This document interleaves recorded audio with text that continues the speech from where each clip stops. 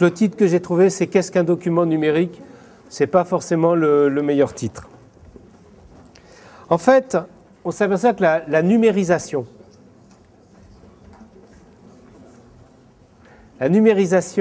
est un phénomène complètement massif aujourd'hui.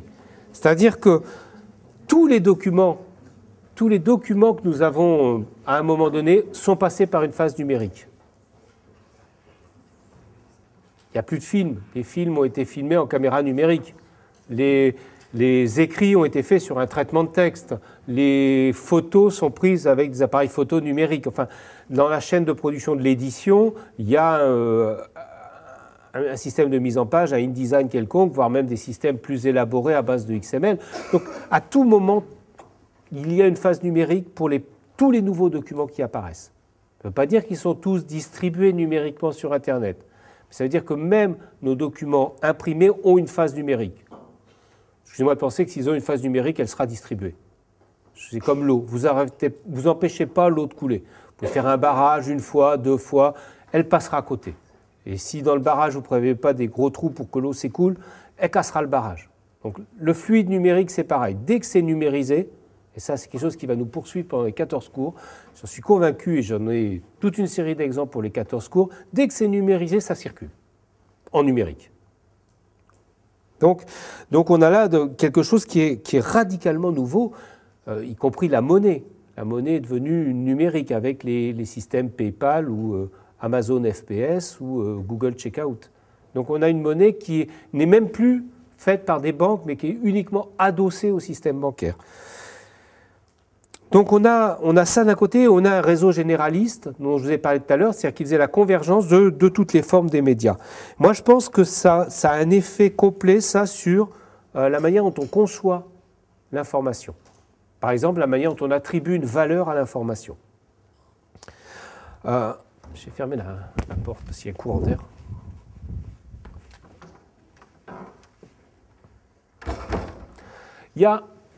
Il y a 3 conséquences principales à la numérisation. La première, c'est que la duplication a un coût marginal qui tend vers 0. Alors, le coût marginal, c'est le coût de fabrication du énième exemplaire. Quand vous avez créé la chaîne, ça coûte très cher. Vous avez produit les premières voitures, elles coûtent relativement cher. Mais plus vous produisez de voitures, plus la dernière coûte de moins en moins cher parce que les processus se sont accélérés, parce que les systèmes s'est rentabilisé, parce qu'il n'y a plus à payer la chaîne, elle a été amortie sur les premiers, etc. Donc le coût marginal, c'est le coût de fabrication de l'exemplaire de plus. Vous êtes dans l'imprimerie, il y en a qui vont avoir travaillé en édition, les 1000 premiers coûtent cher, mais les 500 d'après coûtent beaucoup moins cher parce que la rotative est en route. Donc de la même manière sur le numérique, le coût marginal, lui, il tend vers 0 radicalement. Pourquoi? L'outil, vous l'avez acheté, c'est le réseau, vous l'avez déjà payé. Il est déjà payé pour d'autres raisons, donc vous ne payez plus le réseau. Le matériel de lecture ou de diffusion, votre ordinateur, vous l'avez acheté, souvent pour d'autres raisons, donc il ne coûte plus rien. La part affectée à chaque document numérique est rien du tout. Et le réseau, il est construit pour des tas d'autres raisons, il est financé par d'autres manière, donc la circulation d'un document numérique lui-même, son coût marginal, il tend vers 0. Et ça, c'est un changement économique, on aura l'occasion d'y revenir, on fera un cours sur l'économie de l'information, les bases de l'économie de l'information, mais c'est un changement absolument majeur, qui est à la source de bien des ennuis des anciennes industries, mais qui est aussi à la source d'un potentiel complètement nouveau de partage, de circulation, de coproduction de l'information. La deuxième conséquence, c'est que chaque document, une fois qu'il existe et que son coût marginal tend vers 0, son usage va se faire partout, en tout lieu, en tout temps. L'usage n'est plus associé à l'existence, 1, de l'objet, 2, de l'appareil de lecture. Comme c'était le cas quand vous avez un disque vinyle, il faut avoir toute la chaîne autour de vous pour pouvoir l'écouter, etc. Avec le numérique et le réseau, de toute façon, vous savez bien, vous avez des écouteurs plus souvent que moi dans les oreilles. Donc là, c'est un usage absolument nouveau. Avec un outil comme ça, on peut lire le journal dans le métro sans savoir l'ouvrir devant les voisins. On peut lire des livres, on peut transporter sa musique avec soi, on peut regarder ses photos. Enfin, on a toute une série d'activités qu'on peut faire en tout lieu et en tout temps, ce qu'on appelle l'ubiquité. Et ça change radicalement nos comportements vis-à-vis des documents. Il n'y a plus le silence religieux des scriptoriums, mais on est bien dans le document. Les documents sont insérés partout dans notre vie quotidienne. Et la troisième conséquence, c'est qu'une fois qu'il est numérique, le document, il peut être traité. On parle du traitement du document. On parle du traitement de la langue, ou on peut calculer un document. On va être capable de... Alors, exemple de calcul, vous avez le moteur de Google qui va chercher le document et puis qui prend tous les mots. Il fait ce qu'on appelle de l'indexation. Typiquement, un calcul. Donc, le document est réduit par le moteur à une liste de mots, éventuellement à une liste d'occurrences de mots. Comme ce moteur est un peu plus subtil, il va même récupérer les liens et il utilise les mots des liens de manière plus importante que les autres mots du texte, et ainsi de suite. Mais tout ça, c'est du calcul. Donc un document peut avoir du calcul, et donc on va avoir des robots qui vont les calculer. Qui vont quoi faire en fait? Ils vont extraire de l'information d'un premier document pour créer des banques de données de connaissances. C'est ce qu'on appelle l'extraction de connaissances. Un des premiers systèmes qui faisait ça, c'était le système CISOR, qui était fait par General Electric, il me semble. Il prenait en entrée toutes les dépêches de l'agence Reuters. Ça date fin des années 80, ça. La préhistoire. Et il sélectionnait toutes celles qui traitaient de fusion et acquisition bancaire, juste par filtrage, par lecture des documents automatiques. Et il était capable, en lisant ça, de savoir quel était le vendeur, l'acheteur et le prix de la transaction. C'est-à-dire qu'il créait une banque de connaissances instantanée à partir des dépêches textuelles.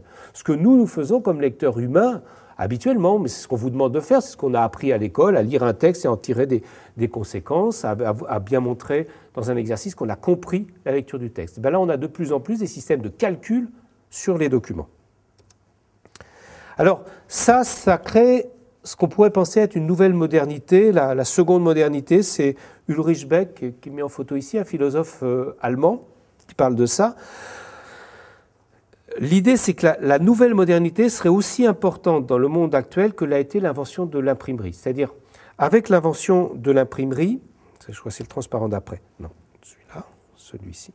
La première modernité, elle est liée avec l'imprimé. Le fait qu'on ait pu avoir de l'imprimé, ça a été au même moment la naissance de la science expérimentale, parce qu'on pouvait écrire une expérience et la transmettre, et donc la partager, la refaire. Ça a été la naissance des États-nations, la capacité à écrire des lois et à les interpréter, ce qu'on a appelé la diplomatique. Et enfin, ça a été la question du tribunal de la raison des Lumières, c'est-à-dire l'idée que toutes les idées pouvaient être comparées et qu'on pouvait émettre sur elles un jugement sur le mode de la raison et non pas seulement de l'émotion. Aujourd'hui, la nouvelle modernité fonctionne sur des rythmes différents. Elle fait des calculs d'appariement. Je prends un document, je le traite, je le calcule et je regarde qu'est-ce qui peut s'apparier. Par exemple, comment je peux apparier les termes d'une question que vous posez avec les mots qui sont présents dans un document. Puis on s'aperçoit que ça ne suffit pas, ce n'est pas un bon appariement. Donc on va essayer de savoir quels sont les termes que vous posez habituellement, quelles sont les langues que vous lisez habituellement, comment je vous connais, de manière à pouvoir rajouter des critères pour avoir un appariement de plus en plus fin entre les documents disponibles et les questions qui peuvent être posées. C'est le travail que font les moteurs de recherche. C'est aussi l'idée de la sagesse des foules. C'est drôle, hein, la sagesse des foules. C'est ce qu'on appelle un oxymore. En général, ce n'est pas très sage, une foule.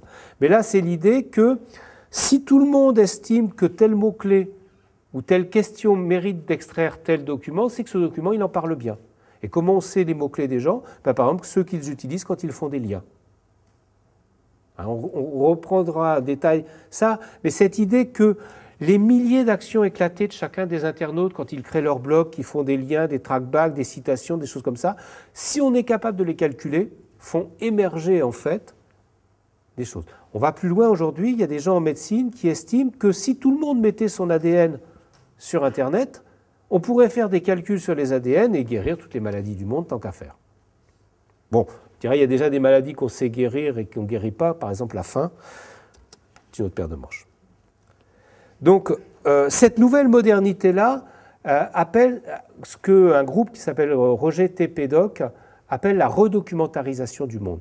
Alors, Roger T. Pedock, c'est intéressant parce que c'est un groupe de chercheurs français, francophones, il y a quelques étrangers, enfin majoritairement français, 170 chercheurs qui ont constitué un réseau, qui ont pris un pseudonyme, Roger T. Pédoc, dont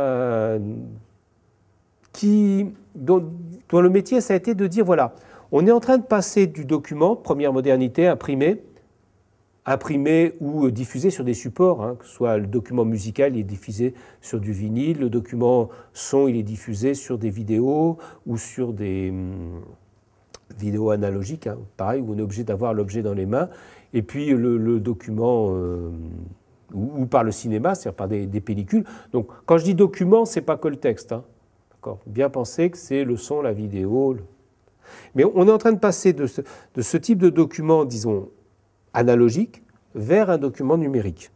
Et qu'est-ce qui est en train de se passer? Qu'est-ce que ça nous permet d'éclairer sur le document?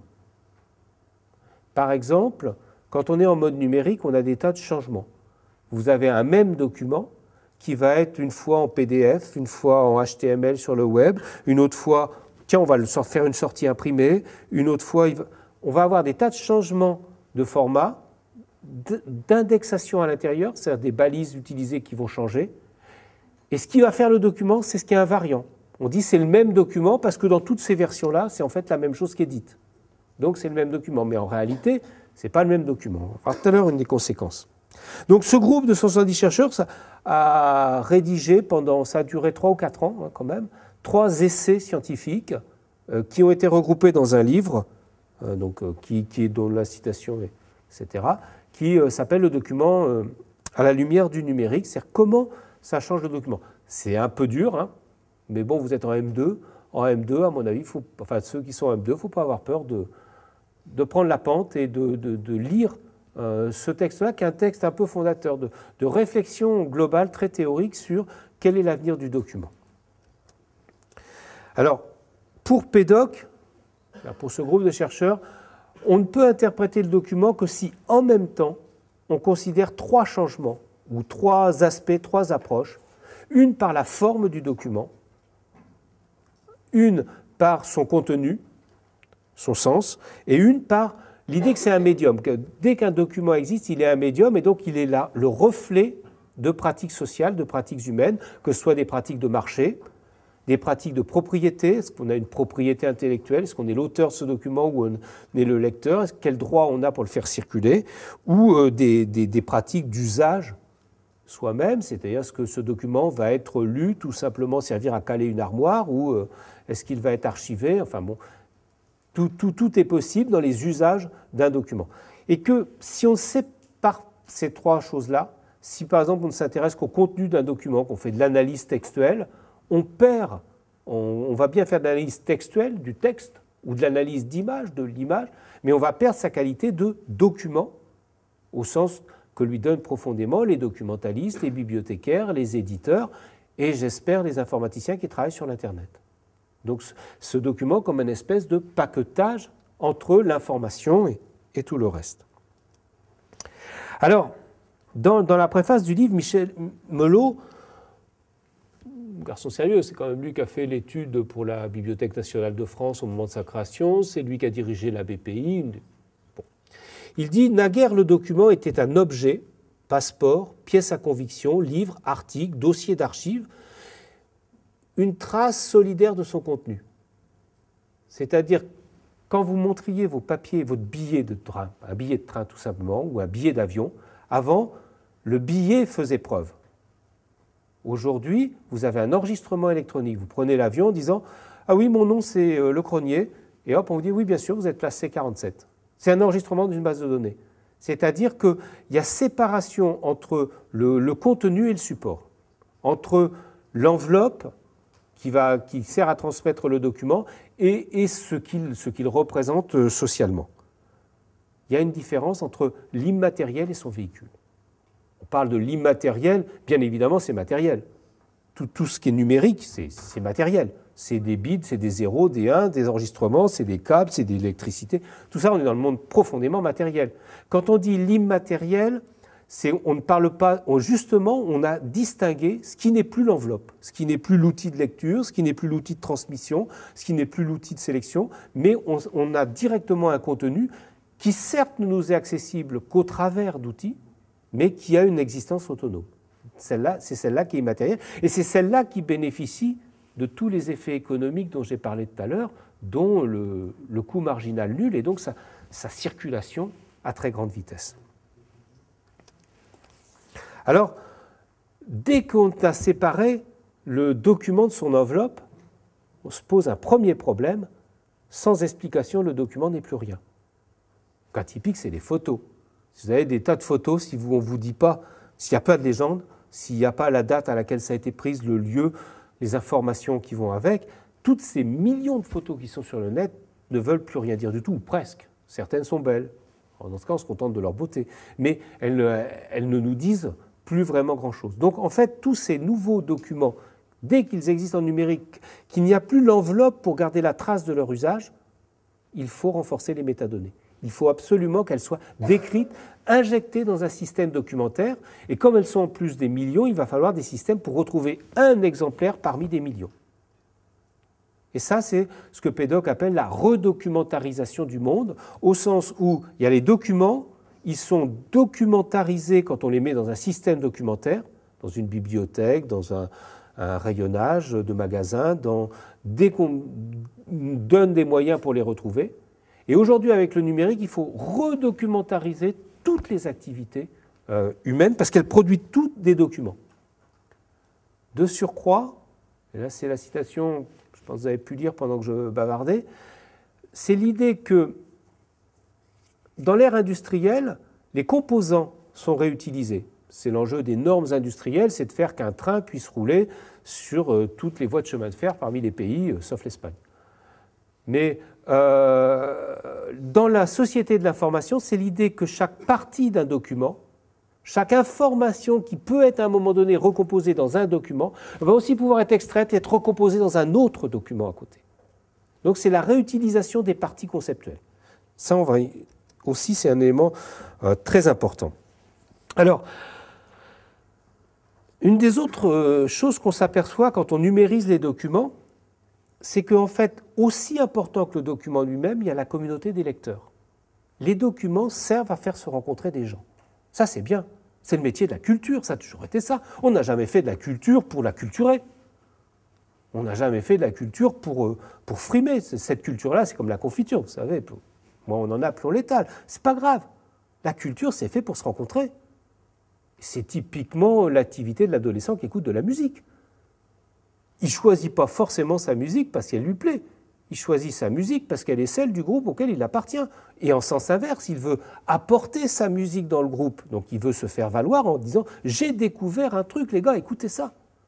Donc cette relation-là est aussi importante et c'est ce qu'a fait tout le succès de la culture rock des années 70 et 80. Ça a été ce phénomène-là qui est tout aussi important que le contenu intrinsèque de chaque document. Et on s'aperçoit en fait que c'est vrai pour tout, que c'est vrai pour l'article scientifique. L'article scientifique est tout aussi important par le nombre de personnes que ça va agglutiner dans une communauté qui va dire « Ah tiens, là, il y a un sujet intéressant, on va le travailler ensemble », que par son contenu intrinsèque. Donc le document lui-même, c'est ce qui focalise une communauté, et ça on s'en aperçoit d'autant plus que ce document sert qu'il est cité, qu'on peut tisser des liens, les voir apparaître sur le web, que ça monte le PageRank, enfin toutes ces activités-là qui vont avec le document numérique. La numérisation change aussi la chaîne traditionnelle. Si on prend la chaîne là pour le livre, on a un auteur. L'auteur, c'est donc une entité repérable. On dit qu'il y a un droit d'auteur parce qu'on peut dire c'est à un tel qu'appartient le document, c'est lui qui l'a écrit. L'éditeur, lui, il est responsable de sa publication. C'est-à-dire qu'il va choisir parmi les textes que les auteurs lui proposent ceux qu'il va publier et ceux il va essayer de les faire rencontrer un certain public. Pour ça, il va passer par un système de distribution des objets, donc des librairies, des magasins de disques, des relais de presse. Selon le type de document, on choisit le système de distribution. Il va aussi choisir ce qu'on appelle dans la profession un système de diffusion, profession d'éditeur. Un système de diffusion, c'est-à-dire faire connaître son document. Ça ne sert à rien d'être capable de le distribuer si personne ne le connaît. Donc, tout le système de valorisation, de faire connaître le document. Et enfin, dans cette chaîne-là, le lecteur, il est en bout de piste. C'est-à-dire, il est juste celui qui va recevoir le document. Il est en bout de piste et bon, il est considéré de ce point de vue-là, parce que comme c'est toujours l'aspect économique qui prédomine, du point de vue de la chaîne de production, aussi bien de l'auteur, de l'éditeur, du libraire et de celui qui fait la promotion, des journalistes de magazines, c'est l'achat qui compte. C'est l'achat qui compte, et donc le lecteur, il est en bout de piste pour l'achat. On oublie que quand même, le lecteur, avant, il prêtait des livres, il prêtait des disques, il faisait circuler, il construisait sa vie sociale. Ça, c'était devenu secondaire dans la conception traditionnelle. Or, c'est devenu central dans la chaîne numérique. L'auteur lui-même perd parfois de son... Qui connaît l'auteur de Wikipédia? C'est Wikipédia qui est écrit. Il y a certes des gens, de plus en plus, on les repère, ils ont un nom, un pseudonyme, un numéro IP, mais en réalité, c'est un auteur anonyme. On a des auteurs collectifs, comme Pédoc. On a toute une série de choses où l'auteur disparaît un peu derrière son travail, derrière ce qui est proposé. On a une publication qui est devenue à la portée de tous. C'est cette autoritativité dont je parlais dans l'exposé précédent. On a une distribution qui est directe. Je suis musicien, je mets tout de suite sur mon MySpace, le soir même où j'ai enregistré, le morceau que je viens de faire, et je fais du buzz autour. Je fais la distribution et la diffusion en même temps sur mon même outil, et c'est moi qui la gère. Et enfin, ça fait créer des nouveaux intermédiaires de prescription. C'est-à-dire, ce ne sont plus les sources officielles qui sont les seules. Les sources officielles, j'entends les journaux, les critiques littéraires, les critiques artistiques, des choses comme ça, qui ne sont plus les seuls à valoriser et à faire connaître un document, mais c'est les usagers eux-mêmes qui deviennent, soit par agglutination des votes, je mets des étoiles, soit tout simplement parce qu'ils font eux-mêmes des posts de blog, du buzz, etc., qui deviennent la source qui va rendre un document connu et lu par de plus en plus de gens. Donc ça induit ça forcément une lecture active. C'est-à-dire, le lecteur n'est plus seulement celui qui reçoit, mais celui qui va partager l'émotion ou la connaissance qu'il a reçue en lisant un document. Alors ça rend essentiel le travail documentaire, c'est-à-dire l'idée que les documents, on ne l'est pas encore, mais on devrait trouver des méthodes, des solutions, et c'est un grand chantier d'avenir. Je vous en parlerai plus tard, il y a des normes qui commencent à émerger, des choses comme ça. C'est un vrai nouveau chantier qui est d'être capable de prendre un document numérique et non seulement de le ranger sur une étagère où on peut le retrouver, ça c'est difficile, mais grosso modo on y arrive à peu près, mais surtout qu'on soit capable d'agglutiner autour de ce document ce qui fait sa vraie force, c'est-à-dire son réseau de lecteurs, les tags qui ont pu être ajoutés, à partir d'un document savoir quels sont les commentaires qui lui sont liés, les évaluations, les recommandations et toutes ces choses-là. Et derrière ça implique travail typique des bibliothécaires et des documentalistes, ça implique d'avoir un numéro unique pour un document. Et excusez-moi de penser, ça c'est de la géopolitique. Ça c'est typiquement de la géopolitique du XXIe siècle. Si je suis capable de dire, ce document-là, c'est moi qui gère son numéro unique, j'ai le pouvoir sur le document. Et c'est tout l'enjeu, on aura un cours entier là-dessus, c'est tout l'enjeu du règlement de l'affaire Google Book. Si Google est le seul à détenir le numéro unique qui va représenter un document autour duquel vont s'agglutiner les commentaires, les critiques, les mots-clés, les moyens de le retrouver, et derrière la monnaie qui va pouvoir s'échanger parce que tous les documents ne sont pas gratuits, certains sont payants, ou la monnaie publicitaire qui va pouvoir s'associer, celui-là a le pouvoir.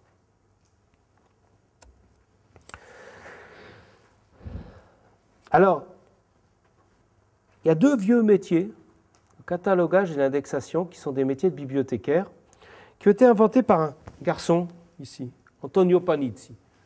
C'était le bibliothécaire du British Museum dans les années 1850. Et il a inventé un truc, il dit, mais attends, on a des livres, ce que je veux, c'est faire des fiches, et je veux que ces fiches, on puisse les retrouver par plusieurs critères. Donc, la même fiche de document, je veux qu'elle soit classée une fois par auteur, puis une fois par les mots-clés. Et donc, je vais avoir un catalogue auteur, un catalogue matière. Avant, on avait juste une liste par ordre d'entrée, c'est-à-dire pas par le contenu, mais par l'ordre d'entrée de documents dans la bibliothèque, et on avait une liste, et il fallait feuilleter la liste. Et ça, c'est un changement absolument radical, c'est l'idée que le vrai travail de constitution du catalogue, c'est un travail en fait que les bibliothécaires offrent d'organisation de la connaissance. Constituer un catalogue, ce n'est pas uniquement trouver une clé d'accès, c'est organiser la connaissance pour que les gens puissent s'y retrouver. Et donc choisir de donner des mots-clés, de mettre une classification, c'est organiser la connaissance à partir des documents. Ça devient absolument essentiel pour l'ensemble des documents. Si vous utilisez Deezer ou MusicMe ou des sites comme ça pour écouter de la musique, vous remarquerez une chose, les albums n'ont pas de date. Vous regardez un album, il a la date dans laquelle il est entré dans le système. Ils sont tous de 2009 ou de 2008. C'est un peu embêtant pour avoir une idée, pour partager une connaissance, pour se dire « Ah ben tel genre de musique, c'était joué il y a 10 ans, il y a 20 ans, il y a 30 ans. J'étais jeune. » Enfin bon, toutes ces choses-là, c'est quand même des éléments essentiels pour comprendre un document, pour le replacer dans l'histoire de tous les documents, pour créer des communautés autour de ces documents-là. Et ça a disparu parce que, pour l'instant, le web a surtout été un web de l'immédiateté, de la diffusion, de masse. Et moi, je suis convaincu que le grand marché à venir, c'est le marché des métadonnées. C'est-à-dire, aussi important que le document va être sa description, son organisation, sa capacité à le retrouver et à agglutiner, en fait, la véritable relation sociale du document autour des identifiants uniques et des choses comme ça, c'est-à-dire reconstruire le sens et le contexte des documents à partir de son existence sociale réelle. Et plus le document va circuler, c'est-à-dire plus le fait que son coût marginal tend vers zéro fait que ça va devenir facile de le faire circuler, et plus il va être important de pouvoir le rattacher à la connaissance, à une organisation de la connaissance, à tout ce qu'on appelle les métadonnées. Alors ça, je ne suis pas le seul à le penser, et je voudrais vous introduire dans les 10 minutes qui restent à un changement de conception des bibliothécaires entre le catalogue de Panizzi tout à l'heure, qui était donc un catalogue où chaque livre qui rentrait dans la bibliothèque était décrit. Certes, pas inscrit sur le livre d'inventaire, sur le livre d'entrée, mais il était décrit dans des fiches, livre par livre. Mais quand on avait 5 exemplaires différents, 5 éditions différentes du Don Quichotte, on avait 5 fiches. Et on avait perdu l'idée que, quelque part, c'était en fait la même œuvre. Ça restait le Don Quichotte. Donc aujourd'hui, avec l'informatique, on a des moyens de passer par-delà ce modèle-là, mais de dire quand j'ai un document physique ou numérique, c'est-à-dire quand j'ai un objet documentaire qui rentre dans mon système documentaire, dans ma bibliothèque, dans mon centre de documentation, dans mon journal, dans mon site de vente en ligne de documents numériques, peu importe. Hein. Et quand il rentre dans mon document, je vais pouvoir non seulement le considérer en tant que tel, mais le rattacher à une œuvre. Et en fait, on appelle donc les FRBR, Functional Requirement for Bibliographic Record, c'est cet ensemble qui va du work à l'item. Le document qui arrive, c'est l'item. D'accord, j'ai un item documentaire. Okay. Par exemple, sur le web, c'est un URL. Par exemple, c'est un fichier PDF. Par exemple, c'est un livre lui-même physique quand il rentre dans une bibliothèque. Donc ça, c'est l'item. Je peux acheter 3 fois le même livre, d'ailleurs. Ça serait 3 items différents d'une même manifestation. Une manifestation, c'est la question physique. Si j'ai 3 exemplaires du même livre, c'est bien le même livre. Mais si j'ai le même texte en livre de poche et en édition première, là, j'ai 2 manifestations différentes. Vous voyez la nuance. Tout ça, on est dans les trucs physiques. Si j'ai un même texte en PDF ou en HTML, c'est 2 manifestations différentes. Par contre, avant ces manifestations, il y a eu du travail intellectuel qui n'est pas matérialisé. C'est le travail du work ou de l'expression. Un des exemples qu'on peut donner, c'est pour un même travail, work, je peux avoir plusieurs expressions quand il est traduit. J'ai la version en français, la version en anglais, la version en espagnol. C'est le même travail, c'est peut-être toujours Don Quichotte derrière, mais je vais avoir différents travails intellectuels. Je vais avoir par exemple un traducteur différent, une langue différente, enfin, toute une série d'informations différentes. Donc on a 2 niveaux dans les FRBR. On a ce qui est abstrait, qui est l'œuvre telle qu'elle a pu exister dans la tête de son créateur. C'est les expressions de cette œuvre, c'est la manière dont ça va être vraiment écrit, par exemple selon les langues ou selon les interprétations d'un même morceau de musique. Et puis après, les manifestations. C'est la même chose selon que j'ai la 5e de Beethoven par Karajan en vinyle ou en CD, c'est des manifestations différentes. Puis après, le moyen d'y accéder, l'item. Et là, on voit bien, pour les bibliothécaires, c'est toujours, parce que c'est en chantier, hein, c'est un chantier qui a une dizaine d'années, mais qui n'est pas fini, c'est une révolution copernicienne. J'ai plus le primat de l'objet, puisque avant mon objet était censé recueillir en même temps son contenu et son enveloppe. Mais je fais un primat du contenu sur l'enveloppe. Tout va se... Et je vais donc pouvoir construire autour du work. Et ce work, si on y réfléchit bien, c'est le Google ID. Quelque part, c'est l'idée qu'un document pourra être représenté par son Google ID, indépendamment du fait de savoir s'il a une version PDF, une version HTML, une version XML, et même une version imprimée qu'on va pouvoir commander directement auprès de la librairie Google. Donc ça, c'est un vrai changement radical. Ça, je l'ai déjà dit, je passe. Ça, je en reparlerai une autre fois. Alors, il y a une autre chose qu'on voit changer très rapidement, mais j'en ai un peu parlé tout à l'heure, c'est le changement des pratiques de lecture. Il y a beaucoup de gens dans les milieux de l'édition qui se tracassent aujourd'hui pour savoir ce que va devenir le livre numérique. Est-ce que le livre va mourir? Et il y a ceux qui disent « Oh non, moi avoir un livre avec l'odeur de l'encre quand je l'ouvre. » Excusez-moi, on s'en moque. Moi, je préfère aussi. Mais c'est comme moi. Je ne vais pas imposer ma vision aux autres. Moi, j'édite des livres imprimés, j'aime bien ça. Enfin, si quelqu'un le lit sur son iPhone et qu'il a compris le contenu, je trouve ça très très bien. Donc mon métier d'éditeur, ça va être de proposer de plus en plus de formats pour s'adapter à de plus en plus de types de pratiques de lecture. Mais dans les pratiques de lecture qu'on a à l'heure actuelle, on en a une, c'est la lecture par picorage. C'est-à-dire de moins en moins, on peut lire un texte complet, un roman de 300 pages. Alors ça, c'est lié aux conditions de vie, c'est peut-être lié à l'informatique, c'est lié... Je ne fais pas de jugement de valeur, mais il faut qu'on s'adapte à cette idée-là. Et ça, pour les auteurs, ça change des choses. Alors, celui qui fait des provocations, là, c'est Nicolas Carr. Je ne sais pas si vous avez lu son texte « Est-ce que Internet rend idiot ?» C'est l'idée que, de toute façon, je ne sais plus lire sans m'arrêter toutes les 5 minutes pour aller regarder si on m'a mis un nouveau tweet sur mon Twitter, si j'ai quelqu'un qui a posté sur Facebook, et puis si j'ai pas reçu un mail. Et c'est vrai. Et c'est vrai. Mais est-ce qu'on n'a pas des compétences supplémentaires pour être multitâche?